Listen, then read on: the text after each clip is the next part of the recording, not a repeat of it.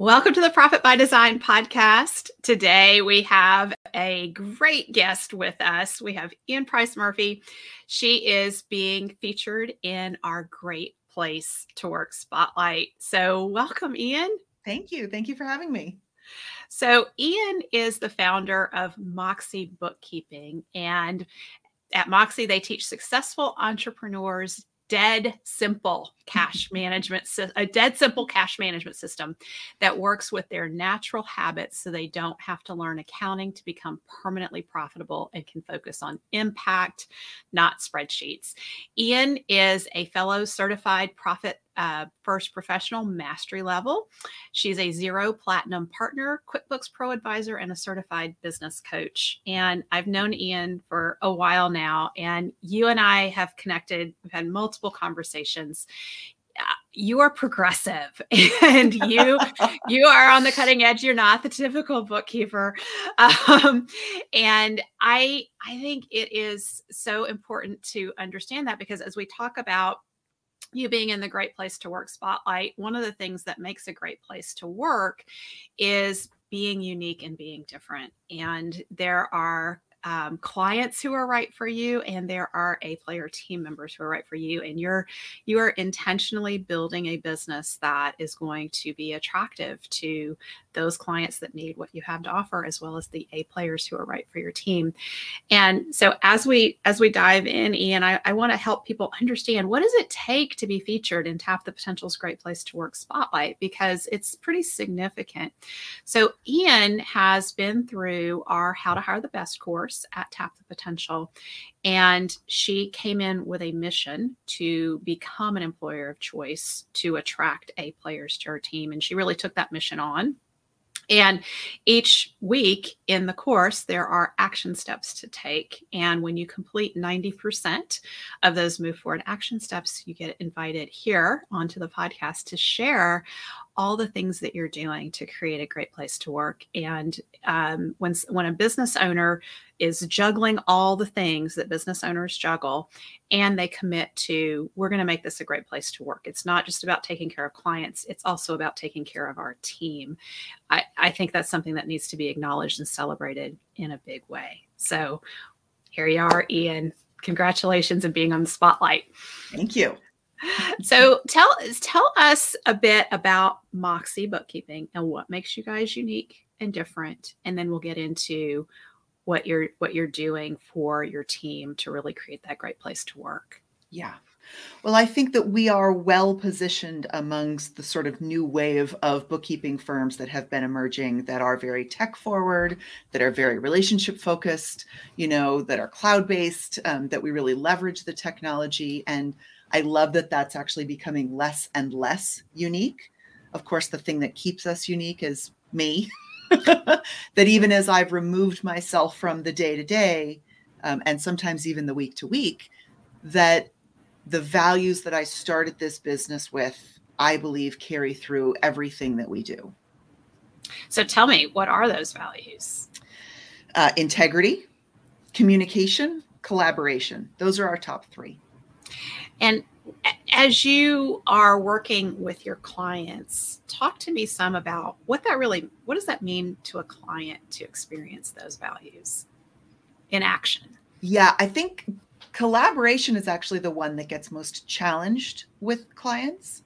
And thankfully, we've got a pretty solid sales process that when people are talking to us in the initial stages and saying, I just want to be able to hand everything over. I don't want to think about it again. I don't want to have to worry about what's happening with my books. I go, ooh, tell me more about that, because that to me sounds like abdicating, not delegating. And, we're not mind readers.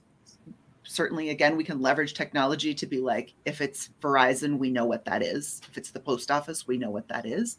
But we won't know whether that's a job expense or an office expense necessarily, unless you tell us. And we can code it the way that we would want to see it on our P&L, but that unless we have the conversation around, what is the structure that's the foundation of your business, we're not going to know how to meet you where you're at. And so if you are quote unquote too busy to take that time to really invest in your own business, we right away go, this does not feel collaborative, right? Like this is bad. I already see the writing on the wall. And unfortunately, not very long ago, last year, I had a client that's a local client who I had a personal relationship with, whose bookkeeper left them with no notice. And so even though they had not passed any of our tests, I said, of course, I will help you to get from here to there. And it was awful. And I was like, boy, I knew better. Wow. So I think this is such an important point for business owners when it comes to protecting our teams and ourselves, that our immutable laws really are the filter for who gets through the door, whether it's a client or a fellow team member. And one of the things that you're saying right off the bat is if you want to be successful with your finances in your business, have a collaborative relationship with your bookkeeper. There has to be the back and forth communication, because you guys can't read minds. Right. And then when there's mistakes that happen naturally because the business owner's not communicating with you, there's a lot of rework that happens on the other side of it, which makes it very hard for you and your team. So I love that you're sharing a school of hard knocks lesson, because I would imagine that you're taking from that, yeah, we're going to screen our clients a lot better in the future so that our team has fewer headaches to deal with. And more importantly, because we had already been screening, I think the lesson learned on that one is I need to be better about allowing my team to protect me from me. Oh, say more about that. That's great. Because again, you know, the reason that this client got ushered through the back door was because they were a local connection of mine, right? They're in my BNI group. And so even though every red flag was flying, I was like, it's okay. We've outlined the red flags. And the poor person, right? Like their bookkeeper essentially walked out on them. Yeah. And so I was saying, you know, we're 3 times the price that you were paying for your local bookkeeper because we're an agency and we work at a very high level. We don't work on desktop, which is the only way that she worked. We're going to ask you to move online. We'll move you online, but we're going to charge you for it. And all of these things. And, you know, and the business owner over there was a man that had significant focus issues, didn't believe in collaboration, like would never let us into every time we'd present a solution, he would knock it down.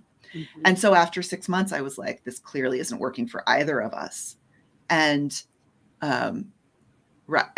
so it was just, that was 6 months of time and energy wasted because I didn't follow my own immutable laws, right? And my whole team team is doing it. It's me. So being able to be like, I should not be I'm not the salesperson any longer. I haven't been for years. Why am I undermining my own team? And like, they were very right to be like, told you so. And I'm like, I know, I told me so too. Yes. Boy, that is a school of hard knocks lesson right there, Ian. And I've been there as a business owner. And I think what's really interesting is we bring on team, we create systems, we have our immutable laws, and then we're at a networking event. Someone kind of comes in through the back door because they have a personal connection with you, and you feel as like, oh, you want to be a nice person, and so you want to help them. And then your team is like, well, wait a minute, where did this person come from, and why are they here?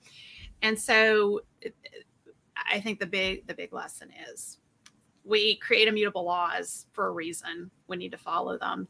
Yeah. And so let's talk about the best clients. And because I think this is so informative for business owners to understand how to be a good client to your bookkeeper and what's needed for a successful bookkeeping relationship. So let's talk about what are the best clients like.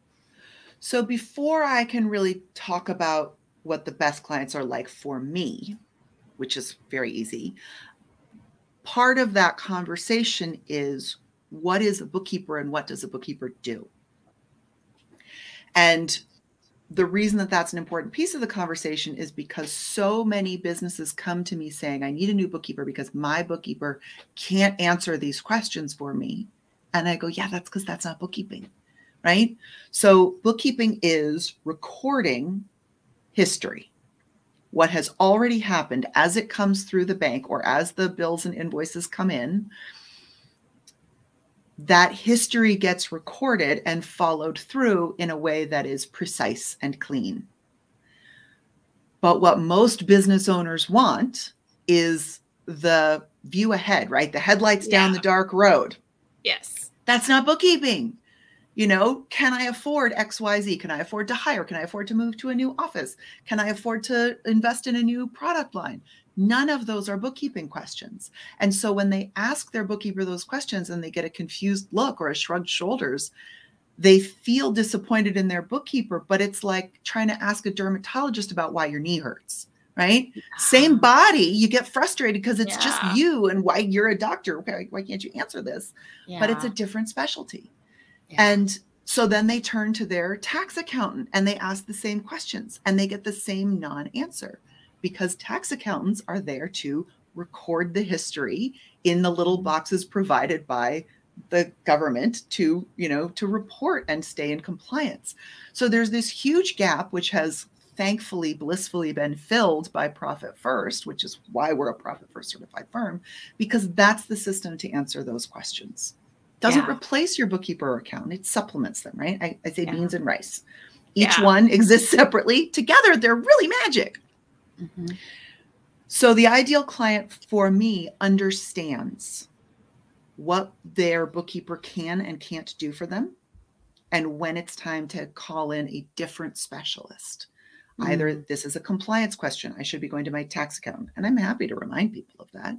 Or this is a cash flow question. I need to be talking strategy with Ian rather than asking one of her bookkeepers, like, why am I ill prepared for my tax bill? Like, well, because you didn't save for it. What do you think?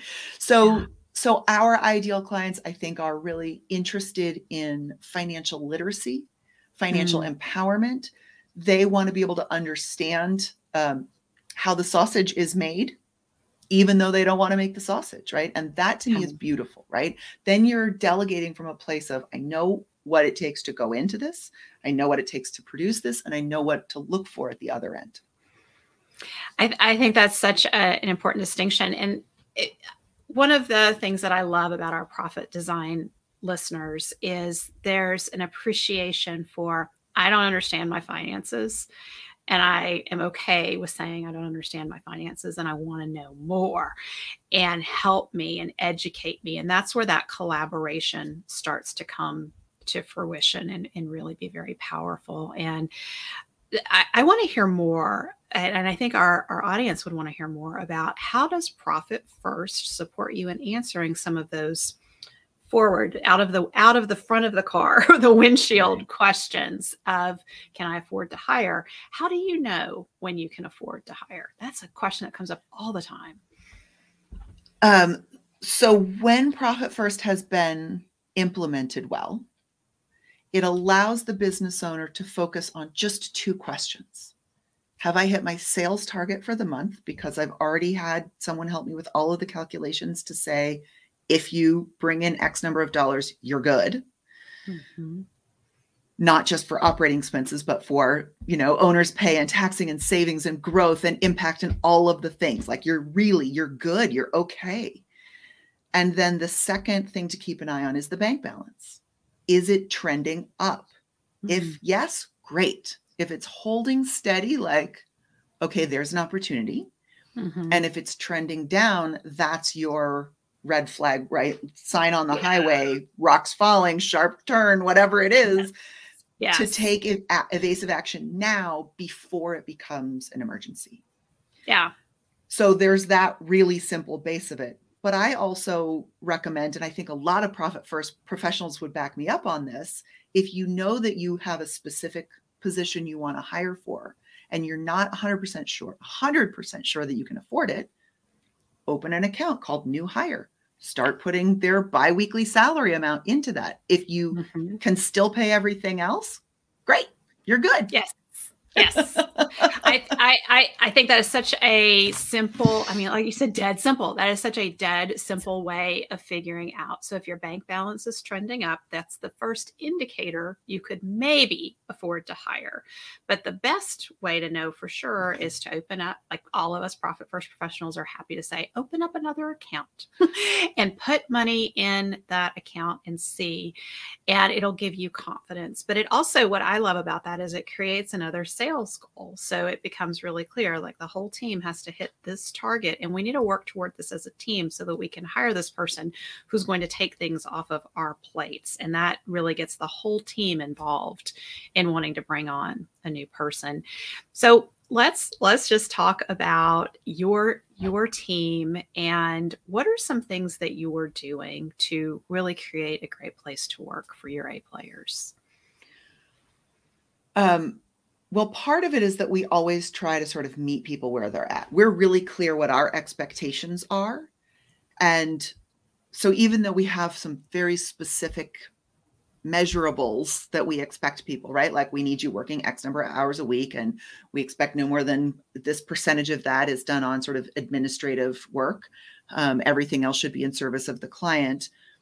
But if someone has a particular need or desire, we're more than happy to make adjustments, right? We're a nationwide virtual firm. So it doesn't really matter to me where you live. It matters to me, are you available at least, part of the time, a couple of days a week on either West Coast working hours or East Coast working hours? Because I don't need you available 40 hours during the 9 to 5 window or, 6 to 8 window, given the time zones. As long as you're able to communicate effectively, know what your tasks are tomorrow so that you're ready for them today, and keeping up with your communication, like go do it from a beach. Go for it. Have fun. Yeah.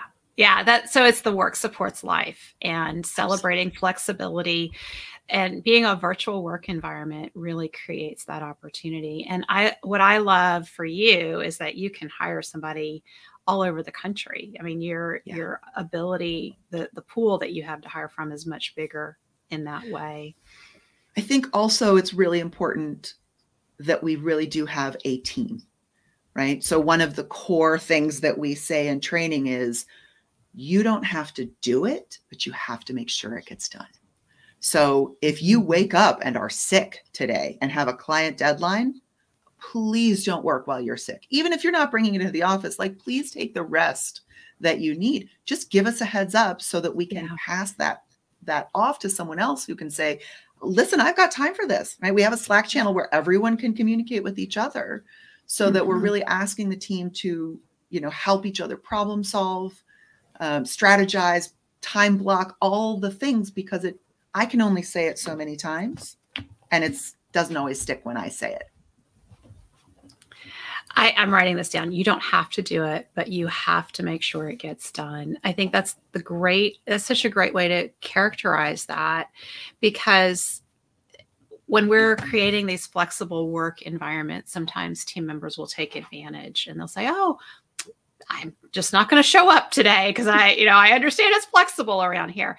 And understanding that there is responsibility that accompanies the flexibility, and your statement there just really very succinctly characterizes that. So I imagine other business owners will be using that statement going forward. You don't have to do it, but you have to make sure it gets done if it's within your role and it's one of your key results that you're responsible for delivering. Yeah. So I also want to just say that you having key results that your team members are responsible for delivering makes you unique, because in many large companies and small businesses, one of the biggest complaints from team members is, I really don't know what I'm supposed to do around here. I have all these things they tell me to do, but at the end of the day, I don't know if I'm doing what's needed. And I think it creates a great feeling of, I can focus. I can, these are the things that are most important. And for managing stress, there's a lot of research, psychological research, that says that when we can control our jobs and what we do and how the work gets done, we feel less stressed. It's when we don't feel like we have any control over that where our stress level goes up as an employee.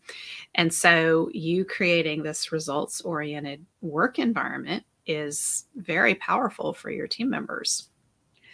And it's powerful for me, right? So Yes. we have a book club. We did a book club yesterday, and Oh, it's just a nice way to get the team together, and again, sort of strongly encourage them to do some professional development. And one of our team members said, I was so glad XYZ when we checked in because I was feeling uncertain about my metrics. And so again, to be like, as an employer, one of the frustrations I think that we can experience is, again, it doesn't matter how many times I say it. It feels like it's sometimes in one ear, out the other. Mm-hmm. And so having it written down where I can go, I know it's not me. In this case, I know it's not me because I can say, well, I'm glad to hear you say that because here's your document in your shared folder that you have access to 24/7. Just a reminder, if you're ever confused, this is a resource for you. But it's also, again, clarity and protection for me, that I don't have to wonder, did I forget to say it? Did I write it down? Did they not see it? Yes. It's just collaborative communication. Well, in our virtual work environments, this is so important. It's even more important than when we're in a physical workspace together, because when you're in a physical workspace, there's binders and documentation and paper. But in a virtual work environment, when we say, here's the policy or here's what you're supposed to do in this situation, and you say it once, or maybe you say it 20 times, but if there's no written place for people to reference what they're supposed to do, it feels very, it's like hard to grasp. And so having a place where things are for your team members and they can know, like, here's where I go to look for this and here's what's expected, does a lot to set your team up for success and to take that burden off of you, because okay, it's documented. I've said it and it's documented and they have what they need. Then the reminder is go here to look, not what a reminder what the policy is. So yes. So tell me a little more about your book club, because A players love to learn and grow. And so many business owners, Ian, almost 9 out of 10 are not putting any emphasis on team development and professional development for their team members. And that's a huge oversight. Yeah. You are doing it, so that makes you unique. So what kind of books are you reading in the book club? All sorts of things. We read Donald Miller's Business Made Simple. Yes. Which was great. We've read Radical Candor. We've read What the Heck is EOS? So all of these, and usually what happens is we say, here's 2 or 3 books we're deciding between for the book club, go vote, because I know what I think is important. But and this was one of the things from the Tap the Potential course that was like, oh yeah, right, duh, was like remembering to ask my really great team their thoughts and feelings, right? Do you have a book suggestion? Have you read or heard of anything? Do you have a favorite podcast you think that we should be looking at? Because oftentimes a podcast will have a book attached to it. Yes. And so anything that we can do to give them some agency into helping us figure out, do what they want to know, does that align with what we think they need to know? And then again, just to give them this, even if it's like a Coke and Pepsi choice, the feeling of I get to choose here. Right. So, and if a book gets a high vote, but doesn't get the highest vote, oftentimes that will be the first suggestion for the next book club. Nice. Very nice. You hit on something else here that I think is very important for us business owners to be aware of. Even as we start delegating and we build our teams who take things off our plate, we forget to go to them for input and we forget to lean on them. And I think it's so important for us to remember that we are blind to opportunities to get feedback from our team and to have them support us even more. So when you were saying that, what came to mind for me is I have a situation where I have to be out of the office in the end of October, and we had an all-team development day scheduled, which me being out, it got canceled, and we're going to reschedule it. And one of my key team members said, you know what? This doesn't have to be canceled because you're gone. We can do this. We can do team development. You don't have to do it. And I was like, oh, You're right. Right? Yes. Yes. Thank you. That's what I've been hoping for. I might have FOMO, the fear of missing out, but it can go on without me. So watch the little birdies fly, right? Yes, there they go, yes. spreading their wings. Love it. We have more opportunities as business owners to let go than we catch. And so I think it's very important for our team members to have that awareness of, hey, speak up and say, we got this, we can do this, because sometimes we just are blind. We are blind to it. So Ian, I'm really curious, before you did the How to Hire the Best course, what was your hiring experience, and what's been different for you since you've put your How to Hire the Best system in place? Hiring was one of the first things that I gave to my partner. When I brought a partner into my business 7 years ago, one of the first things I did was to say, I'm not really people-y, and I probably shouldn't be doing hiring. I have no HR background. I've never worked for anyone but myself in any kind of a real job. So I don't even have good modeling of having been in a company where this was a thing. So my partner was coming from a more corporate world, had a little bit of an HR background. And I was like, are you comfortable doing this? She said, yes. So we delegated it to her, and I got mixed results. So some of that, again, was me just not knowing what I didn't know, both in terms of hiring and in terms of leading a team and in terms of managing a partner. And I think, to be fair, the labor market has been the industry of finance, first of all, but the labor market also has been changing in very strange ways over the last decade. Yes.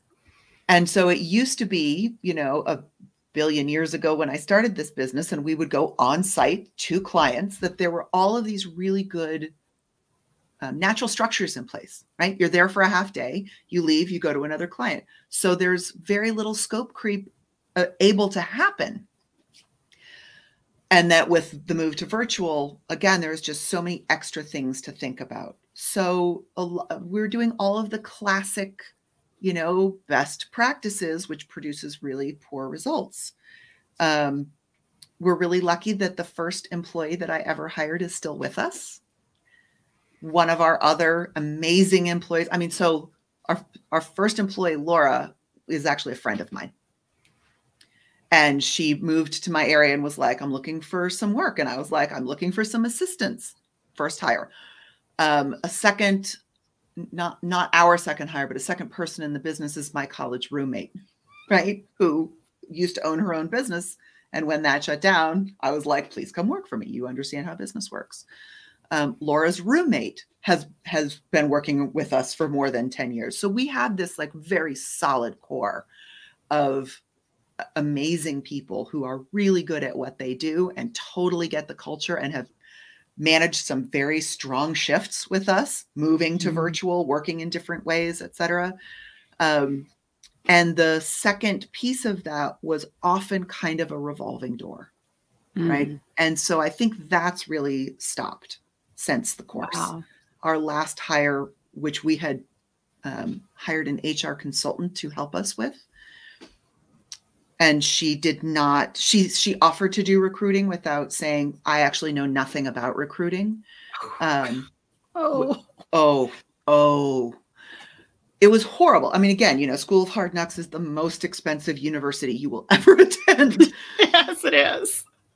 So, the Tap the Potential course really let us stop the revolving door, go back to our job descriptions, clarify, not just don't forget, we need to put in something about must be able to lift 20 pounds and twist, no, I don't have to say that anymore. It's your office now.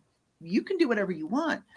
But this idea of really writing a very long, strangely long job description, which everybody still pushes back on me about, that has both the little hidden gem in it, which we've always done, but also just really pushing the the immutable laws first, right? This is who you need to be in order to be successful with us. Yes. This is who we are. Loud and clear. Yes. You know? Yeah. And we're willing to lose clients over this. Yeah. So I think that's fascinating because you said we were doing all the traditional best practices when it comes to hiring, and the traditional best practices when it comes to hiring are the things that we've all experienced if we've ever applied for a job anywhere else. So we think, well, must be what you do when you hire someone. So you place an ad, you interview whoever responds to the ad, or whoever, the best of the people who respond to the ad. And then from those people that you interview, you pick who you think is the best. Well, if you haven't written a good ad that really speaks to who you are and what you're looking for, you don't have a good pool of applicants. But the other challenge that I think many people don't realize, Ian, is that A players are not unemployed looking and reading job ads. And so the people who are reading these ads may not be the candidates that you really want. And so you end up picking the best of the worst. And so in the How to Hire the Best course, Ian's talking about, this long job ad, and she got some pushback. I got pushback too on our job ad. This was very long. But the beauty of a long job ad is the people who you're connecting with will read it in its entirety, and they will stick with you. And because you're speaking to them and they're realizing you're different. The people who are not right won't read that job ad, because they don't want to take the time to read that job ad. So you have eliminated a lot of people you don't have to interview. And interviewing is one of the biggest time suckers in the hiring process. So you're setting with that lengthy job ad that really has your immutable laws and the type of person that you're looking for. You're really setting yourself apart already with that. And then you said that there's a gem in there. So I don't want to leave our listeners hanging. What gems do you put in there? Or is that secret? Oh, no, it's not secret at all. Cause I think it's a little different every time. I mean, the big one that I remember that we used to use, I'm actually not sure what the current one is, because we now use that job posting strategically where we leave it up, but we refer people to it. We don't push it. Right. So when I was like, I need a new executive assistant, I went to my network with that. And when someone was like, I think I know someone, I was like, great, here's the job posting. Yeah. Right. Yeah. So, so we used to say, the no attachments. We will ask you for your resume later. What we want now is a cover letter in the body of the email, no attachments. And so we have a separate jobs at email, and anything with attachment where you can just be like, done. Yeah. Yeah. Because they're not following directions. Right.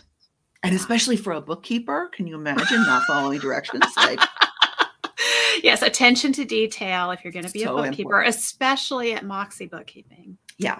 So we usually like throw in an extra, like tell us what kind of cheese you would be if you were a cheese, right? Something just like a little fun, because we're a little fun. Like that's part of it too, is if you read that, and we have people send us a video, which one guy was very angry about. And I was like, okay, like, I don't need to know that you're angry. You can just scroll on by. You don't have to tell me how, whatever.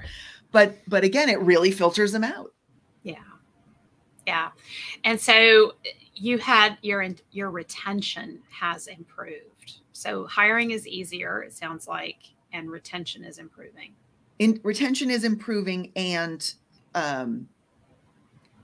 actually, is that true? I think we're actually going through a dip right now. Okay. And the reason I say that is because, my partner and I just parted ways. So that's not retention, but it's the best kind of a dip in retention, which is we're getting rid of the B players. We're getting rid of the people who are good enough, right? They're good employees. They're really nice people. They fit, but they're just not taking us to the next level, right? Yeah. And there's this whole thing now about quiet quitting, where people are like, well, just do your job, do what you're paid for. And I'm like, that just sounds like a regular job to me. I don't know that that's necessary. I mean, maybe it is. Maybe that's what the A players call it. I just think of that as like, I'm happy, I'm good, and I don't really need to do anything additional, which from an employee point of view, like, great, good for you. Those people are fine, right? I think we all need a couple of B players around to see if they can grow into A players or not. But that's the challenge that we're presenting. And I wouldn't be surprised if we actually did lose, one or two staff members. This is such an important learning point for business owners. So I'm really glad you're bringing it up. So when you paused, you said, well, retention, I'm not sure. What do you think about that, Dr. Sabrina? Because as you start to get more confident in hiring A players, your tolerance for the B player performance, which does look like quiet quitting because it's just kind of hanging in there and just doing the bare minimum, even though they're getting things done, they're not going the extra mile. And I think one of the really important things for people to understand is you don't ever want to abuse your A players. A players will willingly go the extra mile, and we need to teach them how to set healthy boundaries and support them in having healthy boundaries. But that desire, that intrinsic motivation that we business owners have, because that's how we got into business, because we want to just do all the extra spicy fun things to make things great for our clients. We need that in our A players too. And we have to learn to put those boundaries in place. So what, as a natural progression, as a business owner gets more confident in being able to hire A players, there's less tolerance for having the B players on the team, because every role in a small business impacts profitability. You know that really well, Ian, as a bookkeeper. Really well. You see it in the books all the time. And so there is a transition where a lot of people who have been with the business for a long time, they've been loyal, they recognize this business owner has a big dream, big vision. I liked it where we were, but I don't want to be a part of that. That's not for me. And so, and especially in the bookkeeping realm, there's a lot of task types who love security. So they will hang on to a job long past the time that it's a good fit for them. So for those of you who are listening, who are accountants and bookkeepers, one of the things you will have to do is to have some of those conversations around, you got us here. And I'm so appreciative of that. And it seems to me that you're not excited about where we're headed. I want to support you in finding something that's a better fit for you. And so that we can also open up this opportunity to have somebody who is ready to really run with us with where we're wanting to head. So there is that natural progression where longstanding team members will start exiting the business, and it's uncomfortable, but it's also a good thing because it creates new opportunities. And those new team members who come on have so much passion, so much vision and energy and ideas that we can't even imagine until they're on our team what's possible. Yeah. And I try to sort of prime the pump for that conversation by not even necessarily targeting someone that's like, let's get you out. But this idea that, again, that I feel like should be woven through the company culture of the business relationship that we have is, you help me get where I want to go, and I will help you get where you want to go, whether or not it's with us. Yes. Right? Yes. Say more about that, Ian. So we've had people in the past who were amazing employees, who were absolutely A players, and who were on the track to want to run their own business. And when that's the case, usually what we say is, great, how can we help you do that? And if you have a client or two that you really have a strong relationship with, and we feel like it would be a disservice to that client for, to keep them with the firm, like, let's talk about a buyout agreement. There's absolutely a way that we can make this work for everyone, because it's not my job to like chain you to the oars in the boat, right? Yeah. That's how I let you do your best for me, is by assuring you I'm not going to put a glass ceiling over you.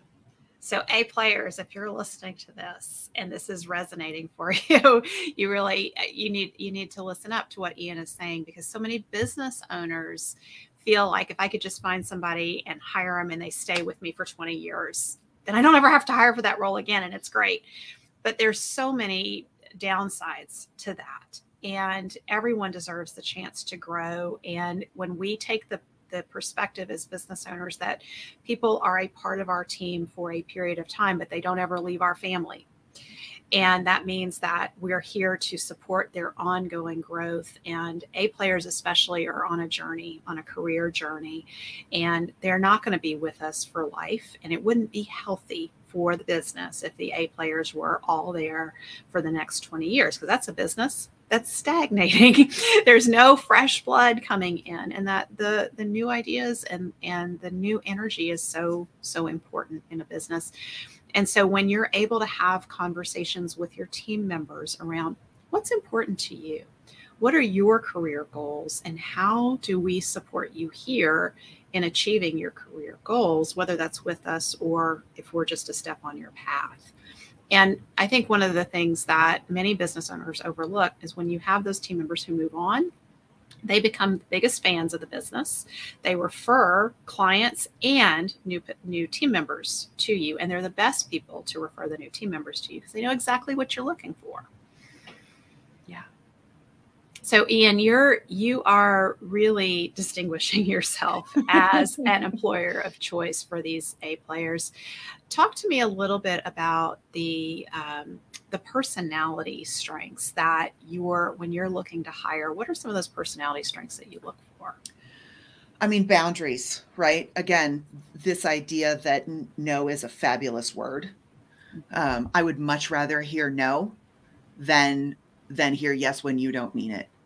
So the ability to say that doesn't work for me, or I need something different, or no, I'm not going to be able to get that done in the time that you requested. I'm not the right person to do that, is refreshing for me, because then I can go, great. Okay. Now I know what to work with. So people who are really clear, who have that desire to be helpful, but not to the point of codependency.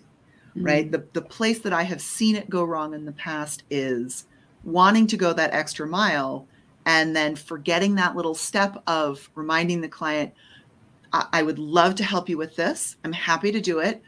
This is out of scope. I will have someone from the office contact you about what the additional billing for this is going to be. And so that feeling of ownership, being willing to step into healthy conflict and advocate for yourself or for a client or for a team member, it's really lonely being a business owner. And knowing that my team has my back in that way as well is priceless. I agree. And then also being willing to be flexible, right? This idea that, someone who has all of the skills I'm looking for could definitely command a lot of money at one of the big four, and recognizing I am not one of the big four, right? Yeah. So I can give you a lot of things that they can't necessarily, but the financial compensation is going to be one of the things that you're going to need to be a little bit flexible on so that my small business can succeed. And you want to take my job at some point, I would love to give it to you, right? If you're on an ownership track and you want to find, if you want to bring in the money that I can pay you an unlimited salary, I would so love to strategize that with you. Yes. I think that's such an important discussion, because in small business, when you're a team member, you have opportunities for advancement that you don't have in the corporate world. And that's one of the best growing opportunities for an A player on the team are those opportunities for advancement, especially when you are contributing to the firm's growth, like Ian just laid out. Like, hey, let's collaborate, let's strategize, because there's an opportunity here. There is no glass ceiling at Moxie Bookkeeping, but it's that you have to be willing to do the work and get there.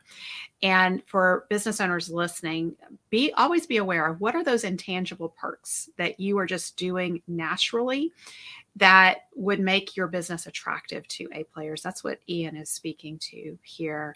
So Ian, I'm so happy we've had this conversation, and you've really gotten to share some of your insights as you've grown yourself as a business owner and hiring and bringing on team. I appreciate your candor in sharing your School of Hard Knocks lessons. Maybe we have saved people some tuition to the Hard Knocks University in this discussion today. And if there are A players who are listening to Ian describe Moxie Bookkeeping and the opportunities that exist there, and they want to get in contact with you, Ian, what's the best place for them to go? I think our website is the best place to get in touch with us for just about anything. MoxieBookkeeping.com. There's a, fill out a contact form. There's a about us page. We talk about our values on there. I really like our website. That's great. And the other thing that I think is important to say is that even though Moxie may not have an opening right now, you are great about if somebody is an A player and they're a good fit for your team, you're going to stay in contact with them. And when the opportunity arises, you'll be reaching out. So if you hear this and you think, yeah, Moxie Bookkeeping, I think that could be a good spot for me, go ahead and reach out and make that connection. And you never know where it could go.